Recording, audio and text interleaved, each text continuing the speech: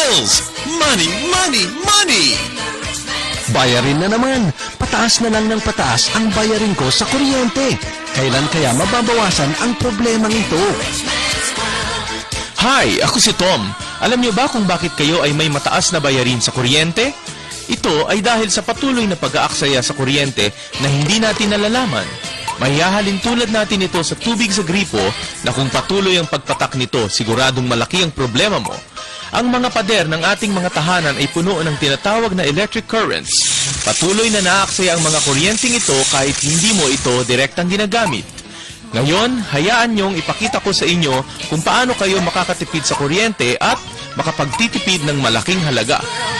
Gumamit ng superpower, makatitipid ka ng mula 15 hanggang 30% ng iyong konsumo sa kuryente. Ito ang pinakamabisang paraan ng pagtitipid sa inyong tahanan at maging sa inyong negosyo. Ang superpower ay nakapagpapababa ng inyong electric bill, nagsasaayos ng daloy at nakapagpapataas ng kalakasan ng kuryente. Ang mabisang paraan ng pagtitipid ay ang pagsasaayos ng electric power. Ang mahinang power factor ang sanhi ng sobrang daloy ng kuryente sa mga kagamitan na siyang nagiging dahilan ng mataas na bayarin.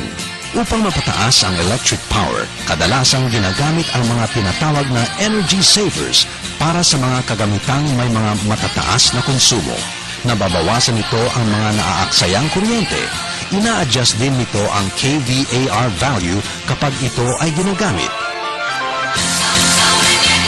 Ulitin natin ang ating eksperimento, pero dagdagan natin. Meron akong mga high-powered electrical appliances dito na karaniwang ginagamit sa ating mga tahanan. Washing machine, electric fan, at microwave oven na base sa aking pag-aaral ay karaniwang kumokonsumo ng malaki sa ating kuryente.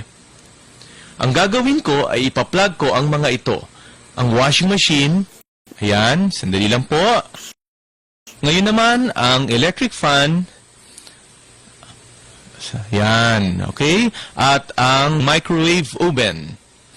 Ngayon, nakaplug na ang lahat, katulad ng eksperimento natin kanina, nakita natin na walang kuryenteng dumadaloy dito. At para makita ninyo, ikabit nating muli ang reading device na ito, at hayan, ang reading ay 0. Ngayon, ay isi-switch ko ang lahat ng appliances upang tumaas ang numerong ito. At ngayon po, bubuksan ko na ang washing machine, okay, spin dry, saka ang timer, ngayon ang electric fan, at ang microwave oven. Ito, ilalagay ko sa setting na 2. Tignan ninyo ang reading. 20, 19.9, 20. Mataas, di ba? Hindi natin gusto ang mataas na reading at lalong ayaw mong makita ang resulta nito sa inyong electric bill. Ang gagawin ko ngayon ay pabababain ko ang numerong ito. Gagamitin ko ang device na ito, ang superpower. Ipa-plug ko ito dito at isi-switch on ko na ito ngayon. Tingnan ninyo, halos kalahati ang ibinaba. Ngayon ay 11.2 na lang. Malaking bawas ito sa dami ng kuryenteng nagagamit.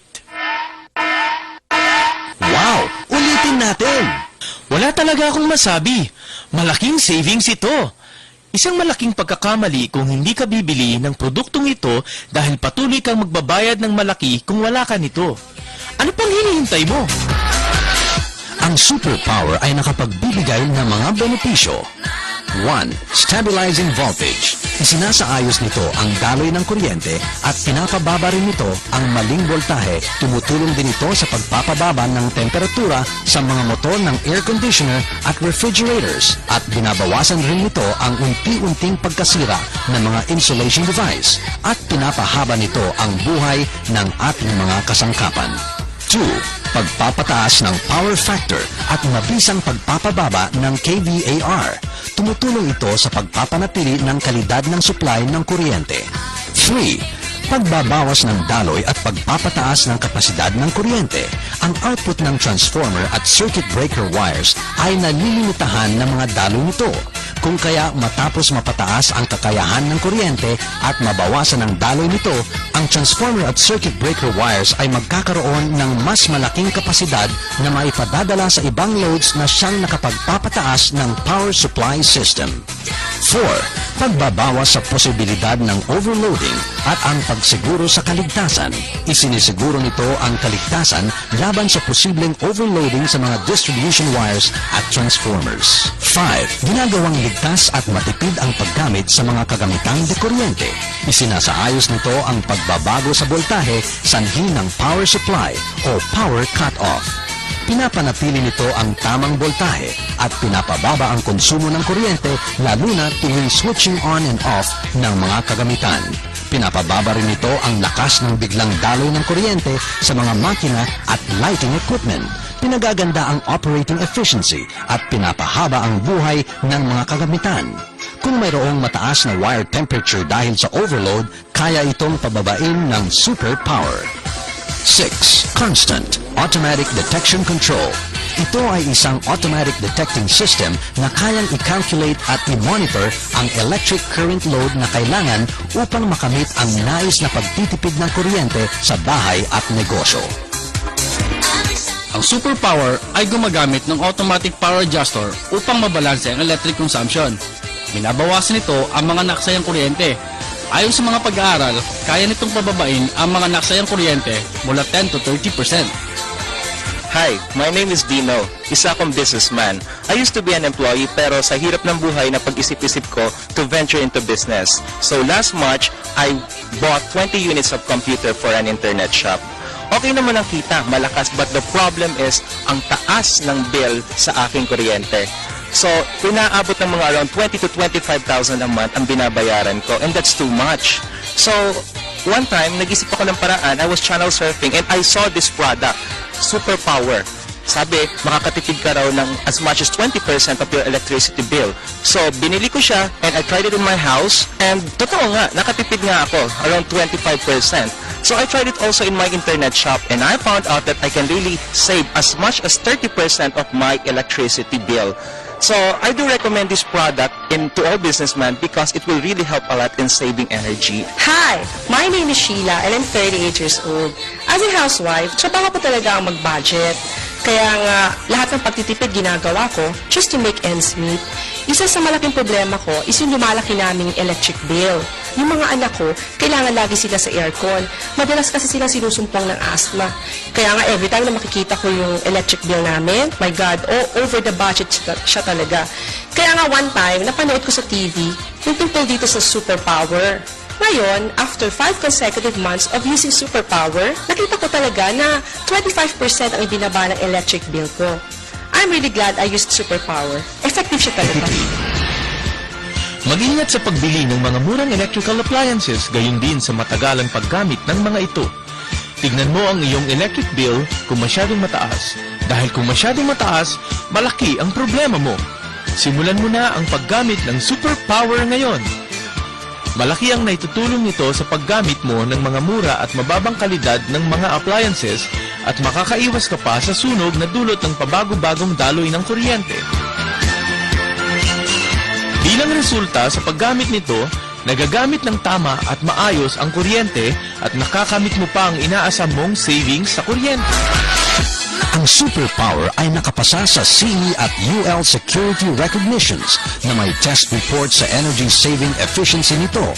Kaya nitong magtrabaho ng 24 oras upang makatipid sa konsumo ng mga kagamitang de kuryente tulad ng air conditioner, refrigerator, washing machine, oven, TV, fan, ilaw at computer.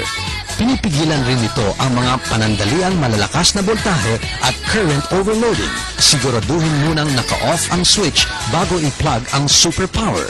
Tandaan na dapat din naka-off ito bago tanggalin sa power outlet. Plano ng European Union na makamit ang layuning mapababa ng 4.5 million tons ang carbon dioxide emission rate sa taong 2010. Maliban sa pagtuklas ng alternatibong enerhiya, ang EU ay gumagawa ng paraan upang mabawasan ang mga naaaksayang kuryente. Sa pag-unlad ng power-saving technology, ang paggamit ng mga energy savers ay tumaas nitong mga nakalipas na mga taon.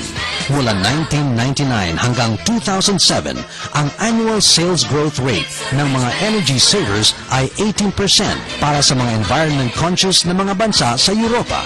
25% nito ay ginagamit sa mga German households, sinundan ng Austria at Greece. Ito ay sadyang ginawa para sa mga tahanan at ginagamit na rin ito sa mga bansang Netherlands, Denmark, Middle East, Japan at Australia. Bilang tugon sa green environmental protection, ang Beijing ay gumagamit ng 12,489 units ng energy savers sa kanyang mga ahensya ng gobyerno, kung saan ay nakatipid sila ng 2.05 million kilowatts at $1.64 million taon-taon. Huwag nang mag-atubili, umaksyon para makatipid. Ang superpower ay kayang pataasin ang electric efficiency, mabawasan ang nasasayang na kuryente at kayang pahabain ang buhay ng inyong mga kasangkapan. Simulan na ang paggamit upang masimulan mo na rin ang pagtitipid. Tawag na! It's a rich man's world.